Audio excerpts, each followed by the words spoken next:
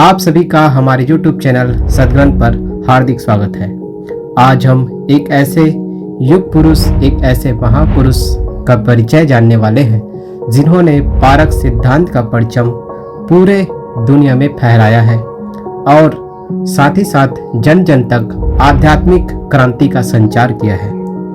यूं तो दुनिया में सभी आते हैं जाने के लिए, कोई यहाँ स्थायी रहने के लिए नहीं आता, परंतु किसी किसी का जाना लोगों के लिए अत्यंत पीड़ादायक होता है। उनके जाने से हजारों लाखों लोगों को लगता है कि हम अनाथ हो गए, हमारे सिर पर से छत्र छाया हट गई, हमारा सहारा संबल छूट गया। 26 सितंबर 2012 को प्रातः 3:30 बजे परम पूज्य सद्गुरुदेव श्री अभिलाष साहिब जी का अपने नश्वर कलेवर को त्याग कर विदेह मुक्त हो जाना अत्यंत पीड़ादायक एवं हृदय विदारक घटना रहा है। जिसने भी सुना वह स्तब्ध रह गया। उसे लगा कि पैरों के नीचे की जमीन खिसक गई है। एक साथ लाखों लोगों की आंखों से अश्रु की धारा प्रवाहित होने लगी और जो जिस हालत में था उसी हालत में चल पड़े कबीर आश्रम, कबीर नगर, इलाहाबाद की ओर। अपने परम उपास्य, परम इष्ट, परम पूज्य, अपने पूज्य सद्गुरु भवतारक के अंतिम दर्शन करने और उनके अंत्येष्टि संस्कार में भाग लेने के लिए। उत्तर प्रदेश बस्ती जिला, जिसे अब सिद्धार्थ नगर के नाम से जानते हैं, के डुमियारगंज तहसील में खान तारा नामक एक छोटे से गांव में पंडित दुर्गा प्रसाद शुक्ल एवं श्रीमती जगरानी देवी के यहाँ ज्येष्ठ पुत्र के रूप में 17 अगस्त 1933 को एक होनहार बालक का जन्म हुआ। नाम रखा गया राम सुमिरन। राम सुमिरन के पश्चात पंडित दुर्गा प्रसाद शुक्ल के यहाँ एक पुत्री और 2 पुत्रों का जन्म और हुआ। लोक दृष्टि से उच्च कुलीन ब्राह्मण परिवार, वैदिक सनातन धर्मी संस्कारों से युक्त होते हुए भी पंडित दुर्गा प्रसाद शुक्ल स्वयं विचारों में अत्यंत उदार तथा कांग्रेस के समर्पित कार्यकर्ता नेता थे। स्वतंत्रता आंदोलन में सक्रिय भाग लेने के कारण आपको अनेक बार जेल जाना पड़ा और आप नजरबंद भी कर दिए गए। पिता पंडित दुर्गा प्रसाद जी के जेल जाने का सबसे ज्यादा प्रभाव पड़ा राम सुमिरन की शिक्षा एवं पढ़ाई लिखाई पर। राम सुमिरन को पहली कक्षा में 4 माह तथा दूसरी कक्षा में 2 माह ही पढ़ने का अवसर मिला। परीक्षा तो दे ही नहीं पाए। उसी बीच सन 1942 का प्रसिद्ध स्वतंत्रता संग्राम छिड़ जाने से पंडित दुर्गा प्रसाद के पास घर का कामकाज, खेती किसानी की व्यवस्था के लिए अवकाश नहीं रह गया और बालक राम सुमिरन को 9 वर्ष की उम्र में ही घर की जिम्मेदारी संभालनी पड़ी।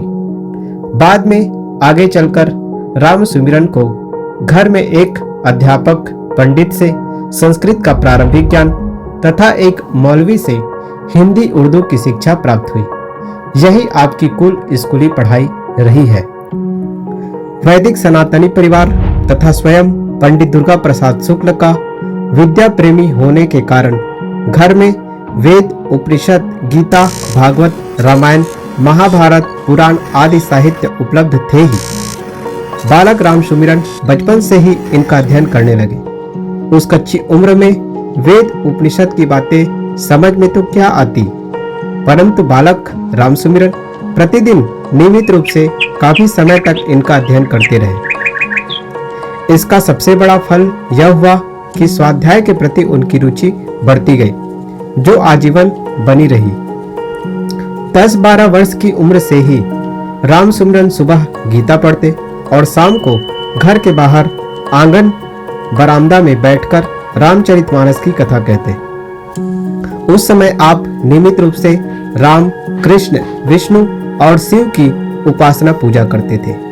आप बताते थे कि उस समय मैं भावना में इतना तदाकार हो जाता था कि लगता था कि मेरे चारों ओर सैकड़ों राम, कृष्ण, विष्णु एवं शिव बैठे हैं। उस समय आप मस्तिष्क पर सैव चंदन लगाते, सिर पर मोटी सी चोटी रखते, नियमित प्राणायाम ध्यान करते रुद्राक्ष की 108 दाना की माला पर ओम नमो भगवते वासुदेवाय, ओम नमो शिवाय गायत्री मंत्र एवं राम नाम का जप करते। बालक राम सुमिरन को बचपन में ही माता जगरानी देवी की गोद में कबीर साहिब के साखी शब्द भजन सुनने को मिलता था और वे यह जान गए थे कि कबीर साहब एक उच्च कोटि के संत हो गए हैं, परंतु अपनी 18 वर्ष की उम्र तक उन्हें कबीर पंथ के बारे में कुछ पता नहीं था और न ही कबीर की रचनाओं तथा कबीर पंथी रचनाओं का ही पता था। सन 1950 में श्री भगवती प्रसाद पाठक द्वारा आपको पहली बार श्री कबीर मंदिर अजगैबा खलीलाबाद के अद्वितीय संत श्री निर्मल साहिब की रचना निर्मल सत्यज्ञान प्रभाकर मिली। पुस्तक के विषय आपको रोचक एवं ज्ञानवर्धक लगे, परंतु साथ साथ आपके तात्कालिक भक्ति भाव के विरोधी भी लगे। आपने उसे आगे और अधिक पढ़ना चाहा, परंतु उक्त सज्जन यह कहकर कि इसे इसके मालिक को आज ही देना है, पुस्तक अपने साथ ले गए। उसके बाद आप इस पुस्तक की खोज में पड़ गए और महीनों बाद श्री घमहा बाबा नामक एक संत के पास आपको यह पुस्तक मिली और आप उसके अध्ययन में डूब गए। फिर तो आपकी दृष्टि ही बदल गई। उसके बाद आपको सदगुरु श्री पूरन साहिब जी द्वारा लिखित कबीर बीजक की त्रिज्या टीका मिली और उसके 3 महीने के अध्ययन के पश्चात आपका सारा भ्रम दूर हो गया, भ्रांतियां टूट गई और यह बोध हो गया कि जिस भगवान के दर्शन तथा जिसे पाने के लिए मैं व्याकुल रहता था वह बाहर कहीं नहीं किंतु मेरा अपना आपा है, स्वसत्ता है। निर्मल सत्य ज्ञान प्रभाकर तथा त्रिज्या के अध्ययन मनन से राम सुमिरन की भ्रम भ्रांति तो दूर हुई ही, साथ ही अंतःकरण में सुप्त पड़े वैराग्य के बीज अंकुरित हो गए और उन्हें यह लगने लगा कि मोक्ष का पूरा काम करना है तो इसके लिए वैराग्य की आवश्यकता है और यह घर गृहस्थी में रहकर संभव नहीं है। इसके लिए तो वैराग्यवान गुरु की शरण आवश्यक है। एक तरफ वैराग्य और एक तरफ घर गृहस्थी की मोह माया, दोनों का द्वंद्व चलने लगा। जैसा कि पहले कहा गया है कि राम सुमिरन 8-9 वर्ष की कच्ची उम्र में ही घर गृहस्थी की जिम्मेदारी लेकर खेती बाड़ी का काम करवाने लगे थे। घर के हर सदस्य एवं वस्तु के लिए उनके मन में अत्यंत मोह था, उसे त्यागना उन्हें अत्यंत कठिन जान पड़ता था। दूसरी तरफ जीवन के परम लक्ष्य को पाने की तीव्र उत्कंठा थी। अतः राम सुमिरन घर में ही रहकर साधना, ध्यान, वैराग्य का अभ्यास करने लगे। राम सुमिरन के मन में यह भाव चलने लगा कि जब तक मन में रंच मात्र मोह शेष रहेगा तब तक घर गृहस्थी का त्याग नहीं करना है और जिस दिन त्याग करना होगा उस दिन कहीं किसी के लिए कोई सिहरन मन में ना रहे।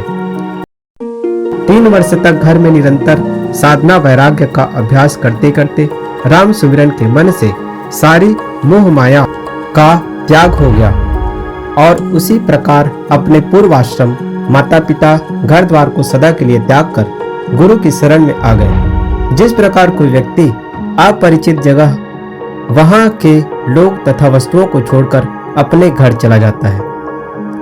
राम सुमिरन के जन्म स्थान खान तारा से 10-12 किलोमीटर की दूरी पर गोंडा जिला में सादुल्लाह नगर के पास बड़हरा नामक ग्राम है, जहां सद्गुरु श्री राम सूरत साहिब जी अपने एक छोटे से संत समाज सहित निवास करते थे और आसपास में भक्तों के यहां आते जाते थे।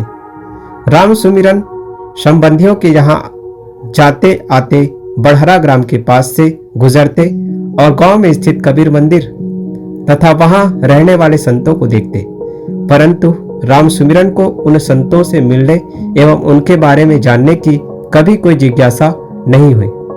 हाँ, 1-2 बार पिता श्री दुर्गा प्रसाद जी से यह सुनकर कि ये संत न तो भगवान को मानते हैं और न उसके अवतारों को, यहाँ तक कि ये किसी देवी देवता की पूजा नहीं करते। राम सुमिरन को लगता कि ऐसे नास्तिकों से न मिलना ही अच्छा है। परंतु जब निर्मल सत्य ज्ञान प्रभाकर एवं त्रिज्या टीका पढ़कर दृष्टि बदली और वैराग्य भावना बलवती हुई, तब राम सुमिरन 21 वर्ष की नौजवानी में घर गृहस्थी त्याग कर कार्तिक शुक्ल षष्ठी विक्रम संवत 2010 तद अनुसार 12/11/1953 को सदैव के लिए उन्हीं सदगुरु श्री राम सूरत साहिब की शरण में आ गए, जिन्हें पहले नास्तिक मानकर जिनसे न मिलना अच्छा समझते थे। गृह त्याग के तीसरे दिन कार्तिक शुक्ल अष्टमी विक्रम संवत 2010 दिनांक है 14/11/1953 को कबीर मंदिर बढ़हरा में सदगुरु श्री राम सूरत साहिब जी द्वारा राम सुमिरन का साधु वेश हुआ और आपका नाम राम सुमिरन से बदलकर अभिलाष दास रखा गया, जिन्हें हम संत सदगुरु श्री अभिलाष साहिब जी के नाम से जानते हैं। संत श्री अभिलाष साहिब जी अनेक जन्मों के दिव्य संस्कारी पुरुष थे। पूर्वाश्रम में किशोरावस्था से ही आप पूजा पाठ, नाम जप, व्रत, उपवास, ध्यान चिंतन में लग गए थे। जब आपको सदगुरु कबीर की वाणी मिली तब आप बाहरी कर्मकांड छोड़कर सदगुरु कबीर की सहज साधना और सहज ध्यान में पूर्ण लीन हो गए और उच्चतम स्थिति स्वरूप स्थिति में स्थित हो गए। उस समय की आपकी वैराग्य भावना, साधना एवं मन की आंतरिक स्थिति आपकी पहली रचना वैराग्य संजीवनी पढ़कर जानी समझी जा सकती है। वैराग्य संजीवनी की रचना आपने 22-23 वर्ष की उम्र में ही किया है, परंतु इसे पढ़कर ऐसा नहीं लगता कि यह किसी नौजवान साधक की रचना है, अपितु जान पड़ता है कि यह किसी प्रौढ़ उम्र के परिपक्व सिद्ध संत की रचना है। वैराग्य संजीवनी की रचना के पश्चात आपकी लेखनी अबाध गति से चलने लगी और अब तक आपकी छोटी बड़ी 125 पुस्तकें प्रकाशित हो चुकी हैं, जिनमें से कई के तो 14, 15, 17, 18 संस्करण निकल चुके हैं। आपकी ऐसी कोई पुस्तक नहीं है जिसके 4-5 संस्करण ना निकले हों। पंचग्रंथी, सटीक, कबीर दर्शन, वेदिका कहते हैं आदि 4-5 पुस्तकों को छोड़कर शेष सारी पुस्तकें आपके द्वारा विभिन्न प्रदेशों के सत्संग प्रवचन कार्यक्रमों के दौरान भ्रमण में ही लिखी गई है। आपके कार्यक्रम नवंबर से जून तक अनवरत चलते रहते थे, वह भी एक गांव में 2 या 3 दिन। हर दूसरे तीसरे दिन 50, 100, 250 या कभी कभी 500, 700, 1000 किलोमीटर की यात्रा, सुबह शाम 1-1 घंटा प्रवचन, भक्तों से मिलना जुलना, ध्यान साधना और उसी में समय निकालकर कभी सामान्य या कभी गंभीर विषयों पर लेखन। आपके जीवन में समय का इतना सुंदर नियोजन था कि क्या कहना। आप एक एक पल का सावधानी पूर्वक सदुपयोग करते थे। सदगुरु श्री राम सूरत साहिब जी द्वारा रचित विवेक प्रकाश मूल, बोध सार मूल तथा रहनी प्रबोधनी मूल का आपने संपादन किया और तत्पश्चात उनकी टीका व्याख्या लिखी। अपनी तथा सदगुरु श्री राम सूरत साहिब जी की वाणियों के प्रकाशन के लिए आप वाराणसी गए और वहां बुला नाला स्थित विश्वेश्वर प्रेस के मालिक श्री गोपाल दास जी से संपर्क कर उनके यहाँ सन 1975 तक पुस्तकों का प्रकाशन करवाते रहे। धीरे धीरे आपके साथ और संरक्षण में रहने वाले संतों के मन में भावना होने लगी कि अपना एक स्वतंत्र आश्रम बनवाकर वहां प्रेस स्थापित किया जाए, जिसमें अपनी पुस्तकों का प्रकाशन छपाई हो सके। परंतु आप कोई भी काम एकाएक कभी नहीं करते थे और जब जो काम शुरू करते थे उसे बीच में आधा अधूरा नहीं छोड़ते थे। धीरे धीरे आश्रम बनाने एवं प्रेस स्थापना की भावना योजना पूर्ण परिपक्व हो गई। तब आपने 1977 में इलाहाबाद में पारक प्रकाशक कबीर संस्थान नामक संस्था की स्थापना की। अब इस संस्था को कबीर पारक संस्थान के नाम से जाना जाता है। इसके लिए आपने इलाहाबाद की प्रीतम नगर कॉलोनी में एक भूखंड संस्था के नाम से खरीदा, जिसमें मुख्य सहायक हुए कलकत्ता निवासी श्री प्रेम प्रकाश गुप्त। श्री प्रेम प्रकाश जी ने संस्थान के लिए भूखंड खरीदने हेतु आर्थिक सहयोग तो किया ही, संस्थान की पूरी रूपरेखा, उसकी स्मृति पत्र तथा नियमावली भी आपने ही बनाई।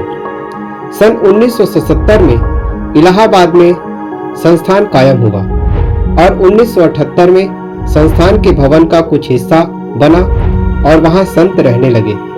धीरे धीरे जब हॉल तथा प्रेस मशीन के लिए कमरा तैयार हुआ, तब 1981 के अक्टूबर में प्रेस की स्थापना हुई और संस्थान में ही आपकी लिखी पुस्तकों का प्रकाशन शुरू हुआ।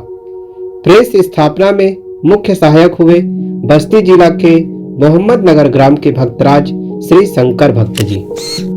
इलाहाबाद में संस्थान स्थापित होने पर भक्तराज श्री प्रेम प्रकाश जी के बहुत जोर देने पर शुरू में आपने संस्थान के अध्यक्ष का पद स्वीकारा, परंतु कुछ माह ही अध्यक्ष रहने के बाद उससे त्यागपत्र देकर संत श्री गुरुबोध साहेब जी को अध्यक्ष बना दिया और आप संस्थान के कार्यभार से पूरी तरह निर्भर होकर ध्यान साधना, लेखन, सत्संग प्रवचन में लगे रहे।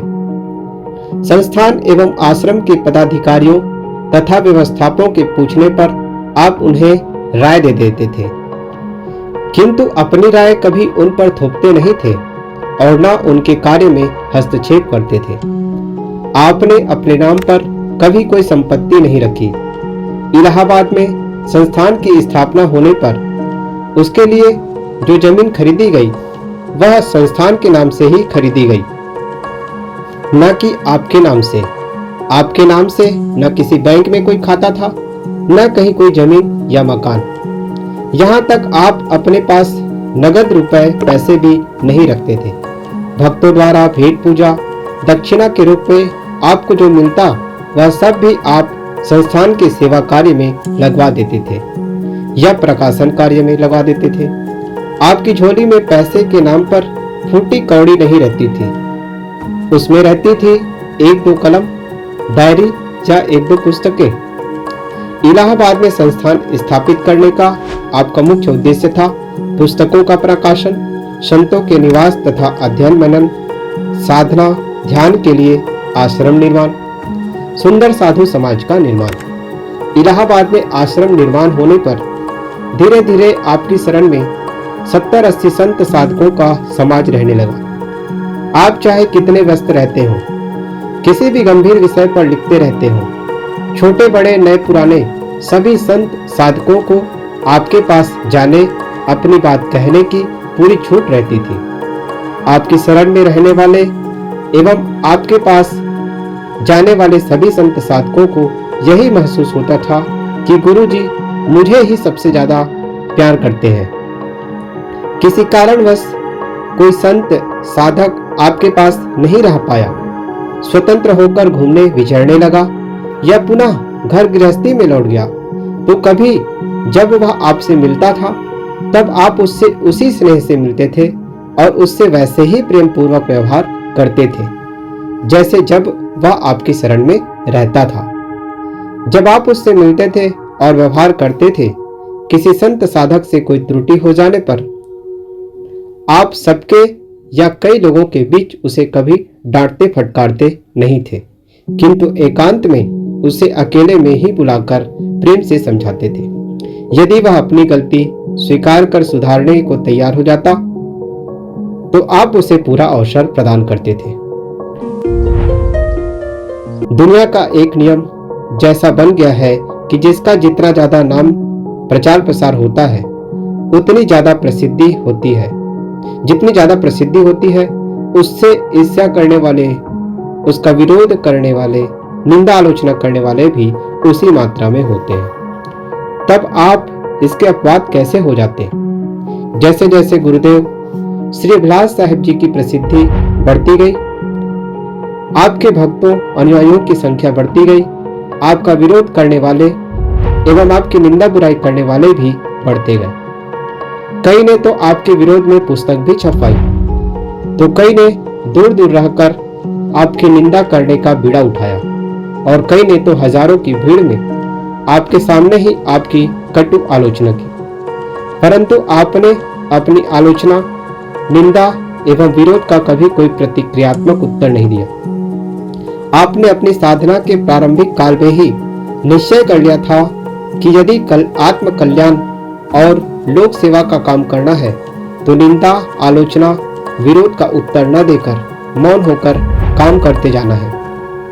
जब हजारों की भीड़ में किसी ने आपकी कटु आलोचना की और उसके पश्चात आपको बोलने का अवसर आया, तो आपका पूरा प्रवचन भक्ति, ज्ञान, सदाचार, साधना आदि विषयों पर ही केंद्रित रहा।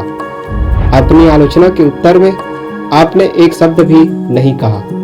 आपका प्रवचन सुनकर ऐसा लगता था कि अभी थोड़ी देर पहले जो आलोचना की गई वह आपकी नहीं किंतु किसी और की गई थी।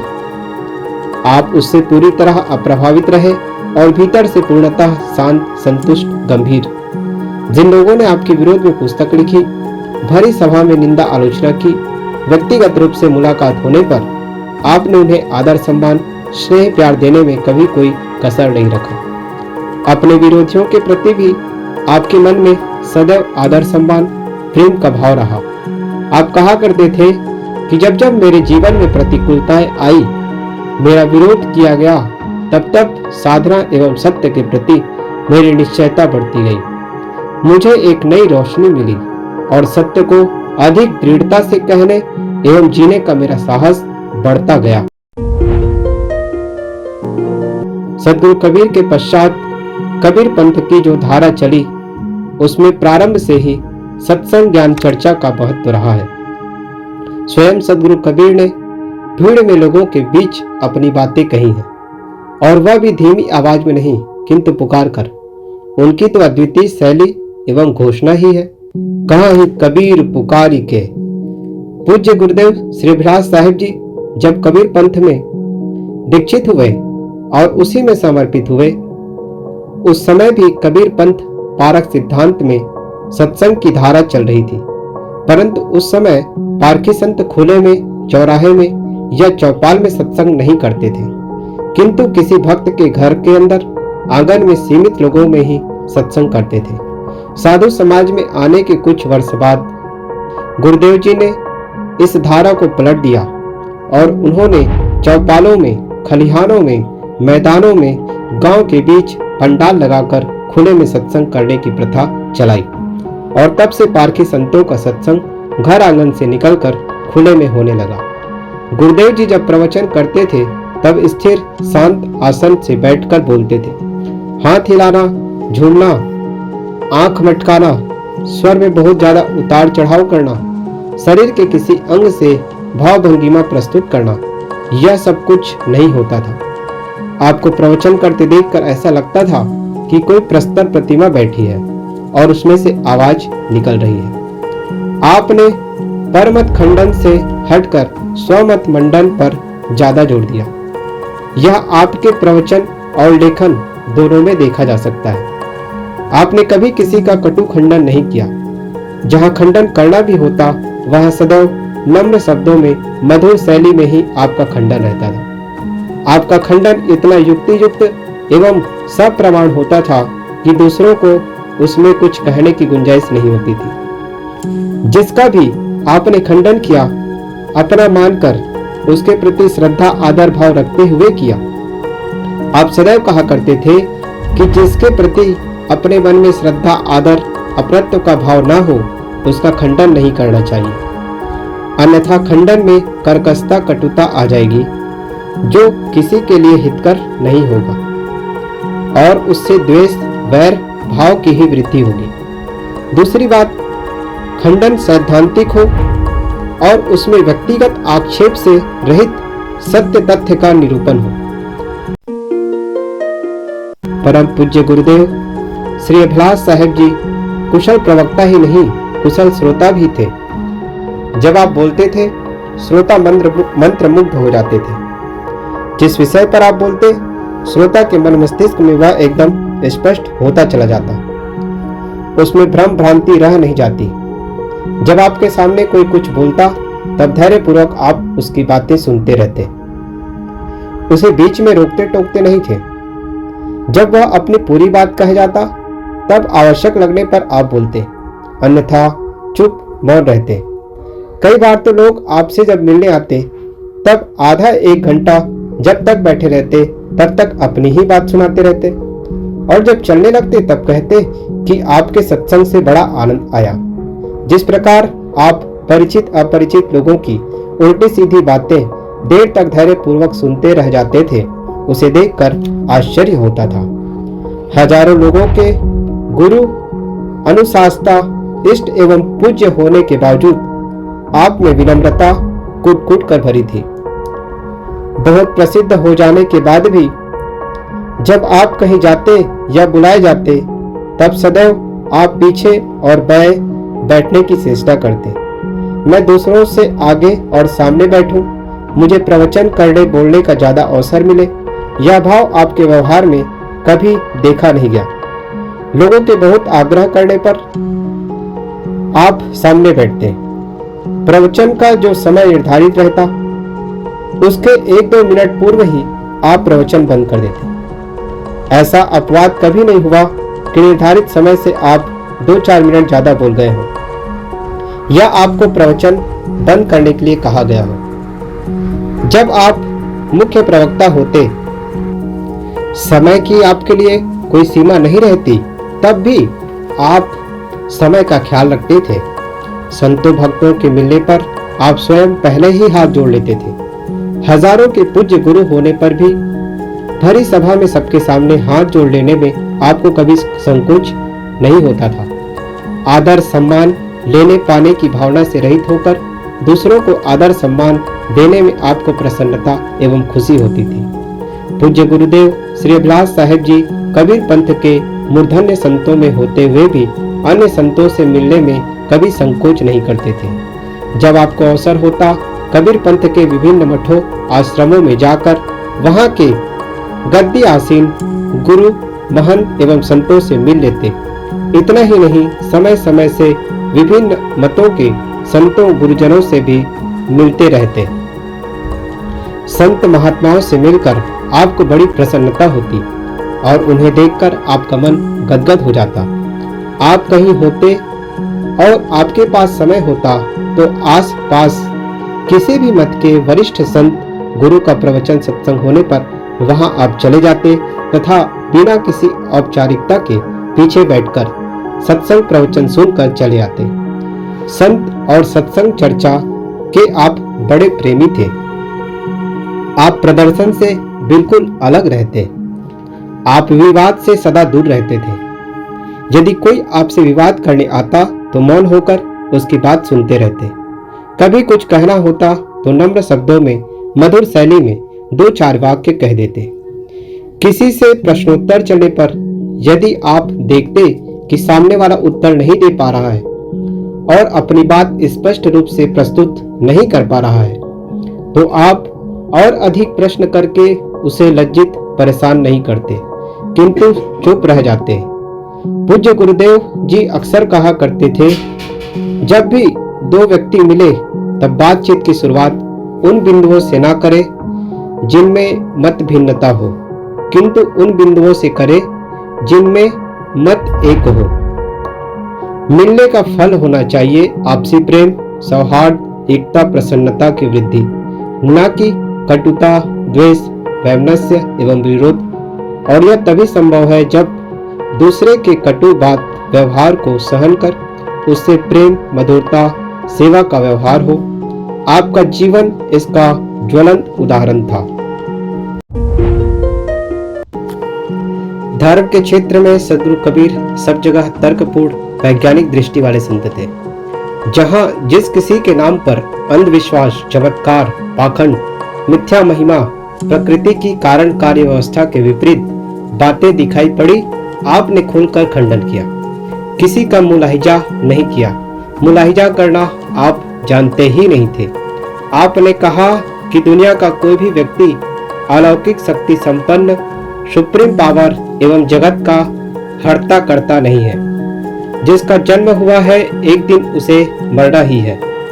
जिनका नाम लेकर जप कर लोग दुनिया से पार जाना चाहते हैं, वे भी एक दिन दुनिया से चले गए। सद्गुरु कबीर महान प्रतिभा के धनी अद्वितीय पुरुष थे।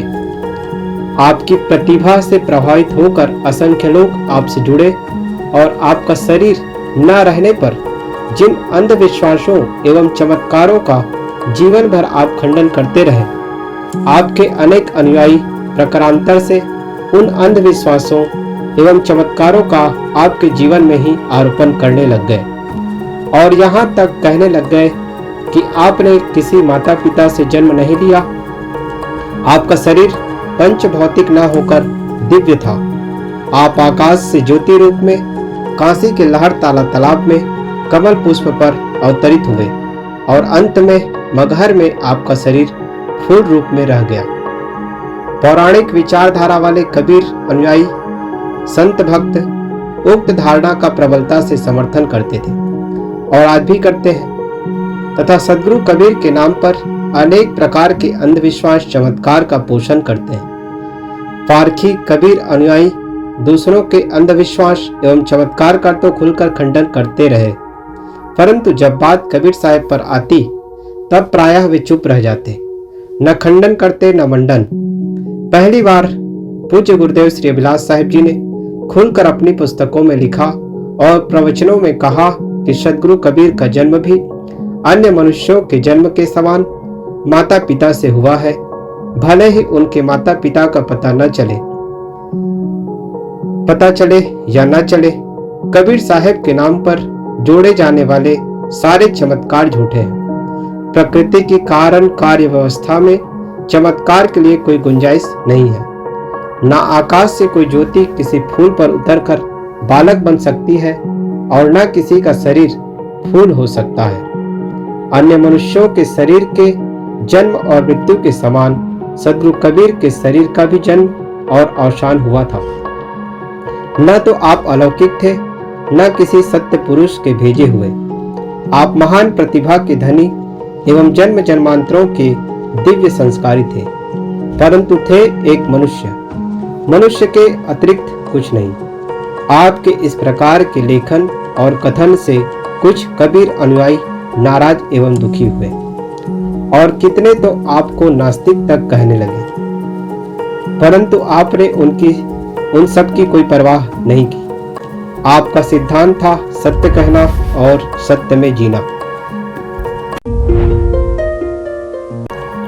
जन्म से मनुष्य न छोटा होता है और न बड़ा, न ऊंच होता है न नीच और न पूज्य अपूज्य। जन्मना मानव मात्र समान है और मानव मात्र की एक जाति है, मानवता।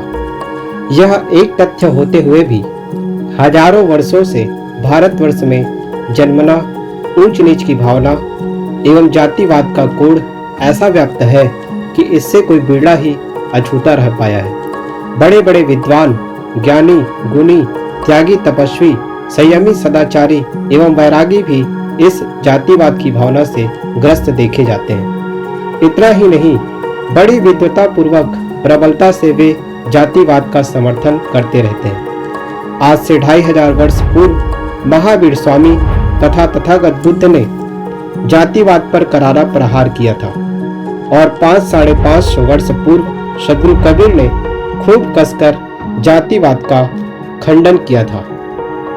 यह कहा जाए कि महावीर स्वामी एवं तथागत बुद्ध से भी आगे बढ़कर सद्गुरु कबीर ने जातिवाद के मजबूत वृक्ष को कसकर झकझोरा था और मानव मात्र को जन्मना एक समान बताते हुए सबको सब दिशा में आगे बढ़ने, उन्नति करने का समान अधिकारी बताया था, तो अत्युक्ति न होगी। सद्गुरु कबीर के पश्चात कबीर पंथ में यह धारा रुकी तो नहीं, परंतु इसमें थोड़ी शिथिलता आ गई थी। कबीर अनुयायी संत भक्त अंदर से जाति पाति न मानते हुए सामाजिक तौर पर जातिवाद का खंडन प्रायः नहीं करते थे। पूज्यवर गुरुदेव श्री अभिलाष साहिब जी का जन्म लौकिक दृष्टि से उच्च एवं पूज्य कहे जाने वाले ब्राह्मण परिवार में हुआ था, परंतु आपके मन में बचपन से ही जातिवाद के संस्कार नहीं थे तथा आप मानव समानता के पक्षधर थे। सद्गुरु कबीर की ज्वलंत पारखी दृष्टि एवं मानवतावादी विचार पाकर तो आपके रोम रोम में अद्भुत साहस का संचार हो गया। आपने खूब खुलकर जातिवाद का खंडन किया और वह भी ब्राह्मणों के गढ़ कहे जाने वाले उत्तर प्रदेश में। कई बार तो जातिवाद वर्णवाद पर आपका खंडन इतना तीव्र व्यंग्यात्मक एवं मर्मभेदी रहता था कि सवर्ण कहे जाने वाले लोग तिलमिला जाते थे, परंतु आपने कभी इसकी परवाह नहीं की। आपने जातिवाद का केवल सैद्धांतिक खंडन नहीं किया, अपितु उसका व्यावहारिक प्रयोग भी किया। इलाहाबाद में कबीर संस्थान की स्थापना के समय ही आपने यह घोषणा कर दी थी कि यहाँ कोई किसी से जाति नहीं पूछेगा और भोजन भंडार में कोई पंक्ति भेद नहीं रहेगा। सबका भोजन एक साथ एक समान होगा। यहाँ न किसी के लिए अलग बर्तन रहेगा और न अलग चूल्हा चौका। आपने विरक्त शिष्यों में मुसलमान, ईसाई, घर के बच्चे भी थे और अनेक वर्षों तक सबके सामने आप उनका बनाया भोजन करते रहे। कबीर संस्थान इलाहाबाद में आज भी ब्राह्मण, शूद्र, हिंदू, मुसलमान, ईसाई कहे जाने वाला कोई भी व्यक्ति आ जाए, उससे किसी प्रकार का कोई भेदभाव नहीं रखा जाता। आपकी सदैव यही शिक्षा रही कि मनुष्य को मनुष्य की निगाह से देखो, जाति, वर्ण, मत, मजहब की दृष्टि से नहीं। सन 1953 में पूज्य गुरुदेव श्री अभिलाष साहेब जी अपने गुरुदेव सदगुरु श्री राम सूरत साहेब जी की शरण में आए। तब से 1970-71 तक आप बराबर उनके साथ लगे रहे। आपको जब जैसी सेवा का काम मिला, आपने पूरे मनोयोग से समर्पित होकर किया। साधु मार्ग में आने के थोड़े दिन बाद ही संत भक्त समाज में आपके त्याग, तप, साधना, वैराग्य, सेवा, भक्ति की सुगंध, सुकीर्ति फैल गई और संत भक्त आपको बड़ी उच्च पूज्य दृष्टि से देखने लगे। बहुतों में पूज्य प्रतिष्ठित हो जाने के बाद भी स्थूल सेवा करने में भी आप कभी पीछे नहीं रहे। संत समाज में किसी संत की शारीरिक अस्वस्थता में उसकी सेवा में लग जाते। कई बार तो आपने अपने हाथों से अशक्त बीमार संतों का बलमूत्र भी प्रसन्न चित्त से धोया, साफ किया। सन 1970-71 के बाद संत भक्तों में स्वतंत्र रूप से आपके सत्संग प्रवचन की मांग होने पर साल भर में आपके 7, 8, 9, 10 माह के कार्यक्रम बनने लगे। 1970-71 से जुलाई 2012 तक कभी ऐसा अवसर नहीं आया कि आप समय देकर किसी कार्यक्रम में न गए हों। चाहे कैसी शीतलहर चलती रही हो या प्रचंड लू, जहां समय दिया वहां आप अवश्य गए। एक बार तो आप भयंकर साइटिका दर्द से पीड़ित थे। करवट बदलना भी कठिन हो गया था। नित्य क्रिया में भी बड़ी परेशानी होती थी। उस स्थिति में भी एक दिन का भी कार्यक्रम आपने रद्द नहीं किया। किसी प्रकार गाड़ी में बैठकर मुश्किल से आप मंच तक पहुंचते थे, लेकिन जब कुर्सी पर बैठकर 1 घंटा धारा प्रवाह आपका प्रवचन चलता, तब श्रोताओं को यह आभास तक नहीं होता था कि इस समय आप साइटिका दर्द से पीड़ित हैं। आपका यह साइटिका दर्द लगभग 1 माह तक बना रहा और प्रतिदिन आपका प्रवचन होता रहा। सदगुरु कबीर महातार्किक, स्वतंत्र चेता पुरुष ही नहीं, अध्यात्म के शिखर पर आरूढ़, आत्मलीन, समाधिनिष्ठ, ध्यान परायण महायोगी थे। आप साधना क्षेत्र में सहज साधना और सहज ध्यान के हिमायती थे। आपके बाद कबीर पंथ की जो धारा चली, उसकी सभी शाखाओं में ध्यान का अत्यधिक महत्व रहा है और कबीर अनुयायी संत समय समय से एकांत ध्यान चिंतन का अभ्यास करते थे, परंतु उनका यह ध्यानाभ्यास व्यक्तिगत तौर पर रहता था। सामूहिक ध्यान का प्रचलन नहीं था। गुरुदेव श्री अभिलाष साहेब जी ने अपने पूर्वाश्रम में ही प्रतिदिन नियमित रूप से ध्यान करते थे। जब साधु मार्ग में आप आए, तब सेवा स्वाध्याय के बाद आपका मुख्य काम था ध्यानाभ्यास। इलाहाबाद में जब कबीर संस्थान की स्थापना हुई और वहां संत रहने लगे, तब आपने सन 1993 से वहां सामूहिक ध्यान शिविर लगाना शुरू किया। प्रारंभ में तो आश्रमवासी संत ही उसमें भाग लेते रहे, किंतु 1-2 वर्ष पश्चात अन्य संत भक्त भी उसमें भाग लेने लगे। फिर तो इलाहाबाद, सूरत, नवापारा राजीव में प्रतिवर्ष आपके संरक्षण में ध्यान शिविर का आयोजन होने लगा और हजारों संत भक्तों को इन शिविरों से ध्यान साधना का प्रशिक्षण मिला। आपके ध्यान शिविरों में अनेक मतों के संत भक्त, साधक साधिकाओं ने भाग लिया। सामूहिक ध्यान शिविर का आयोजन समाज के लिए आपकी एक बहुत बड़ी देन है। परम पूज्य गुरुदेव श्री अभिलाष साहब जी के कर्तृत्व, व्यक्तित्व, उपदेश, प्रवचन, सत्संग, लेखन से ना मालूम कितने लोग उपकृत हुए, कितनों को जीवन जीने की सीख, शैली मिली, कितनों के जीवन में आमूल चूल बदलाव आया। गणना करना मुश्किल है, परंतु गुरुदेव जी से सर्वाधिक उपकृत है कबीर पंथ पारक सिद्धांत की साध्वी बहनें। प्रारंभ से ही पारक सिद्धांत में विरक्त संतों की अच्छी खासी संख्या रही है और केवल पारक सिद्धांत में ही नहीं, कबीर पंथ की सभी शाखाओं में विरक्त संत अच्छी खासी संख्या में रहे और आज भी है। उनके अनेक मठ, आश्रम है। पारक सिद्धांत में कुछ साधिकाएं भी शुरू से रही हैं, परंतु उनकी संख्या कम रही है।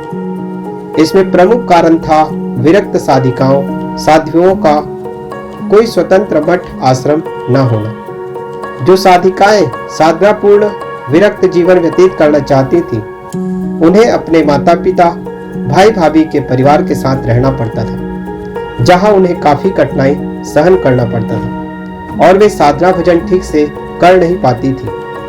धीरे धीरे जब साधिकाओं की संख्या बढ़ने लगी, तब गुरुदेव जी के संरक्षण में छत्तीसगढ़ के धमतरी जिले के पोटियाडीह नामक ग्राम में साध्वियों के लिए स्वतंत्र आश्रम स्थापित हुआ। आज गुरुदेव के संरक्षण में पोटियाडीह, मूरा, दर्रा एवं धर्मपुरी में साधिकाओं, साध्वियों के 4 आश्रम चल रहे हैं, जहां लगभग 65 से 70 साधिकाएं रहकर साधना में जीवन जी रही है। इनके अतिरिक्त अन्य और अनेक साधिकाएं, साध्वियां भिन्न भिन्न आश्रमों में या अपने माता पिता, भाई के साथ रहकर साधना कर रही हैं, जो अपने को गुरुदेव जी के संरक्षण में मानती हैं और गुरुदेव जी के प्रति पूर्ण समर्पित है। साधिकाओं के लिए आश्रम बनाने पर गुरुदेव जी ने शुरू से ही यह नियम बना दिया था कि साधिकाओं के आश्रम में 5 वर्ष के बालक से लेकर 90 वर्ष का बूढ़ा व्यक्ति भी रात्रि निवास नहीं कर सकता।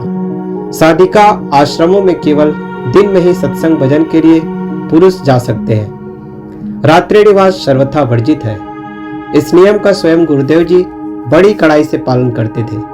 परम पूज्य गुरुदेव जी के अचानक देहावसान से हम सब अत्यंत व्यथित हैं। गुरुदेव जी का अचानक चला जाना हम सब के लिए अपूर्णीय क्षति है।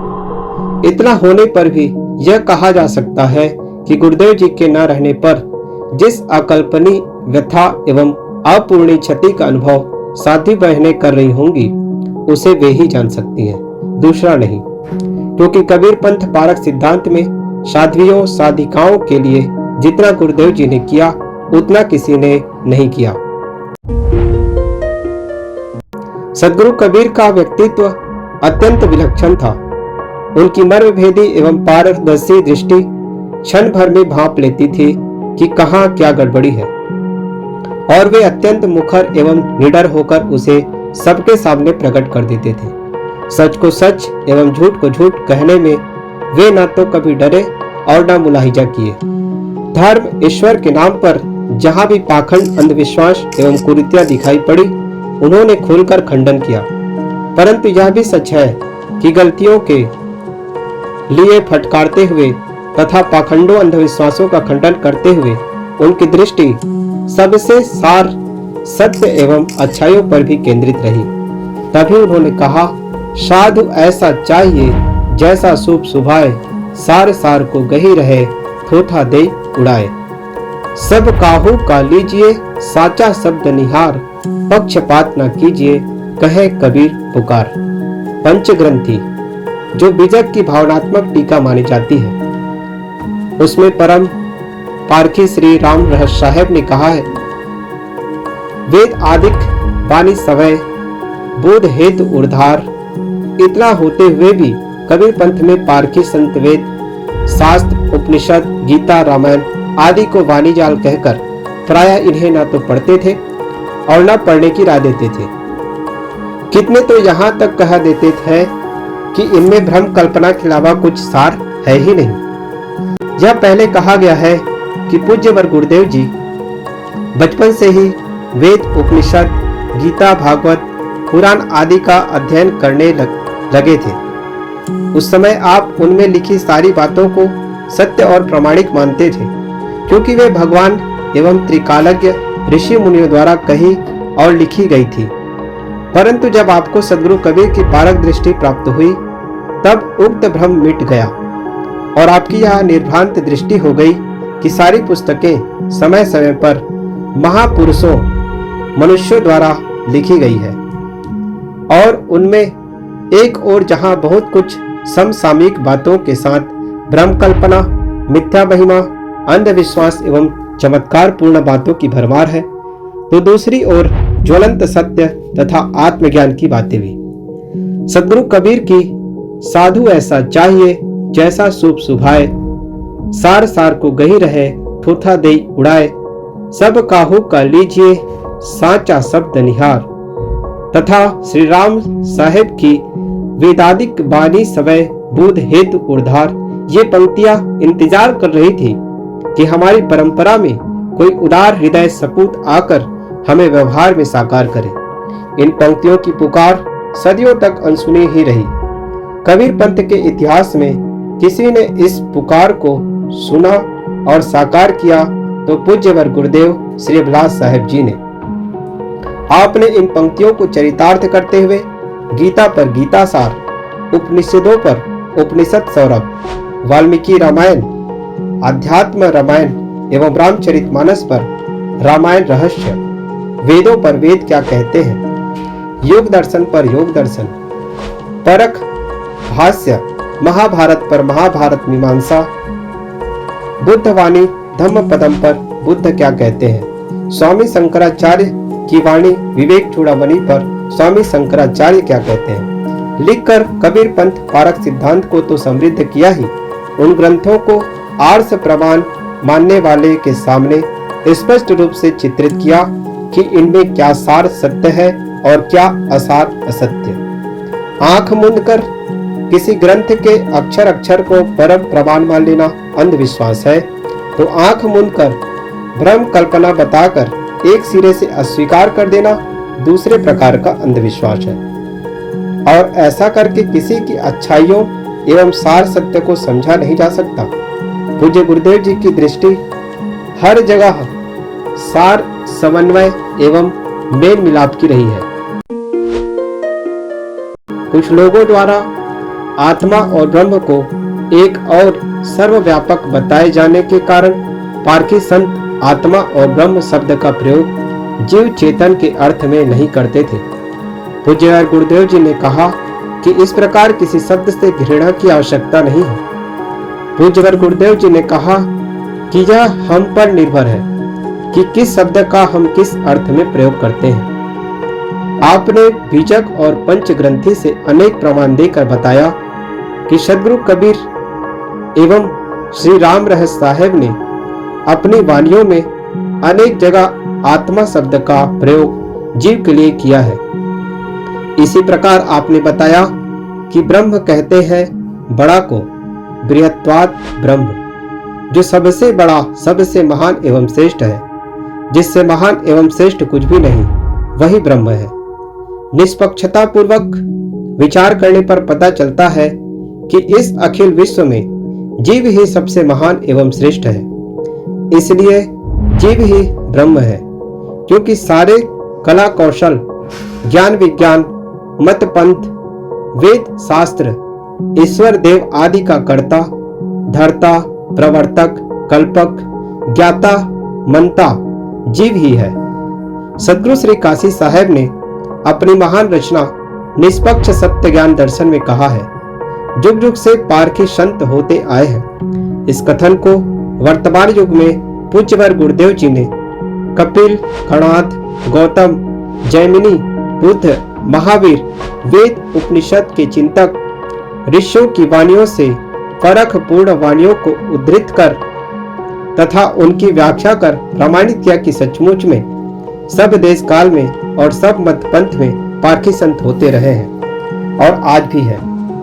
मूल रूप से सभी चेतन जीव एक समान ज्ञान गुण से संपन्न है। जीव मात्र की मौलिकता में कहीं कोई अंतर नहीं है। हर जीव में स्वाभाविक रूप से परख की शक्ति है। अतः परख या पारक को किसी देश काल या व्यक्ति विशेष तक सीमित नहीं किया जा सकता।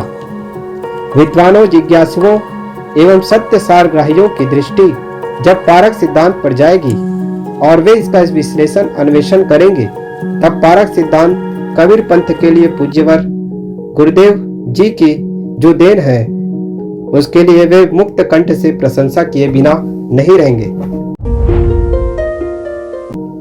कुछ विद्वान तथा आलोचक कहते हैं कि कबीर ने अंधविश्वास एवं पाखंड का तो खंडन किया और मानव समानता एवं एकता पर जोर दिया, परंतु उनका अपना कोई दर्शन नहीं है। दर्शन के क्षेत्र में वे मिलीजुली बात करते हैं। ऐसे विद्वान एवं आलोचक या तो अपने पक्षतापूर्ण दृष्टि एवं पूर्व ग्रह के कारण कबीर के दर्शन को समझना नहीं चाहते, या वे कबीर वाणी का अध्ययन सतही ढंग से करते हैं। बीजक का अध्ययन तो प्रायः करते ही नहीं, तब उन्हें पता भी कैसे चले कि कबीर का अपना एक ठोस दर्शन भी है। पूज्यवर गुरुदेव जी ने बीजक की पारक प्रबोधनी व्याख्या कबीर दर्शन एवं अन्य ग्रंथ लिखकर स्पष्ट किया कि कबीर का अपना एक ठोस जीववादी दर्शन है। सृष्टि उत्पत्ति, जीव जगत, मन माया, बंधन मोक्ष, ईश्वर, ब्रह्म आदि के बारे में सद्गुरु कबीर की निर्भान दृष्टि और व्याख्या है। कबीर दर्शन ग्रंथ में पूज्यवर गुरुदेव जी ने इस पर विस्तार से लिखा और कबीर दर्शन को पढ़कर अनेकों का यह भ्रम दूर हुआ कि कबीर का अपना कोई दर्शन नहीं है। गुरुदेव जी कहा करते थे कि साधु की असली संपत्ति है वैराग्य। साधु के पास वैराग्य और साधु रहनी है तो सब कुछ है, और यदि ये नहीं है तो कुछ भी नहीं है। साधु जहां भी रहे सदैव सावधान रहे। वह ऐसा कोई बात व्यवहार न करे कि लोग उस पर संदेह करें। गुरुदेव जी स्वयं इस संबंध में सदैव जागृत एवं सावधान रहते थे। यही कारण है कि 60 वर्षों के वैराग्य जीवन में, जिसमें गुरुदेव जी अधिकतम भ्रमण कार्यक्रमों में न मालूम कहां कहां गए और किन किन लोगों के संपर्क में आए, उनका संपूर्ण जीवन पूर्णतः बेलाग एवं बेदाग रहा। सद्गुरु कबीर के शब्दों में कहे तो जो की त्यो धर दीनी चदरिया। गुरुदेव जी का समय संयोजन अद्भुत था ही। वे नियम पालन में भी पूर्णतः सजग रहे। उनका खान पान, उठना बैठना, सोना जागना, बात व्यवहार सब कुछ संयमित और नियमित रहा है। उनका सूत्र ही था, नियम ही ईश्वर है। उन्होंने ऐसा कोई नियम दूसरों पर नहीं लादा जिसका पालन वे स्वयं न करते रहे हों। साधु समाज के नियमों का पूर्णतः पालन वे करते ही थे। भक्तों द्वारा बनाए गए नियमों का पालन भी वे आदर पूर्वक करते थे। जहां की जैसी मर्यादा होती थी वहां उनका व्यवहार उसी के अनुसार होता था। सद्गुरु श्री राम रहस्य साहेब के इस कथन को कि मर्यादा जहां जौन विधि बढ़ते तौन प्रमाण गुरुदेव जी ने साकार कर दिया। गुरुदेव जी का प्रवचन चाहे व्यवहारिक पक्ष पर होता हो, चाहे पारमार्थिक आध्यात्मिक पक्ष पर, चाहे सैद्धांतिक पक्ष पर रहता हो, चाहे दार्शनिक पक्ष पर, सदैव आपकी वाणी शांत, संयत, सदी हुई रहती थी। खंडनात्मक विषय पर आपकी वाणी में कर्कशता, कठोरता, कटुता का सर्वथा अभाव रहता था।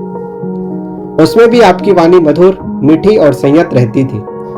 सद्गुरु जी की वाणी की इस विशेषता पर रीझकर एक विद्वान ने कहा है, गुरुदेव जी की वाणी रहती तो थी समुद्र जैसी शांत, संयत, गंभीर, किंतु श्रोता के मन मस्तिष्क में पहुंचकर वह ज्वालामुखी जैसा विस्फोट कर देती थी।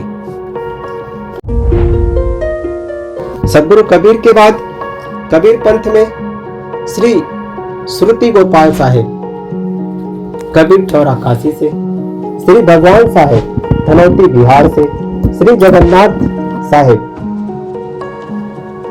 विदुरपुर बिहार से, श्री धर्म साहेब बांधवगढ़ मध्य प्रदेश से, श्री गुरुदयाल साहेब खतुहा बिहार से, श्री राम रहस साहेब गया बिहार से, श्री पूरन साहेब बुरहानपुर मध्य प्रदेश से, श्री काशी साहेब बुरहानपुर मध्य प्रदेश से, श्री विशाल साहेब बाराबंकी उत्तर प्रदेश से, श्री राघव साहेब कबीर चौरा काशी से और इनके अतिरिक्त अन्य अनेक मूर्धन्य त्यागी तपस्वी विद्वान वैराग्यवान सदगुरु संत हुए हैं।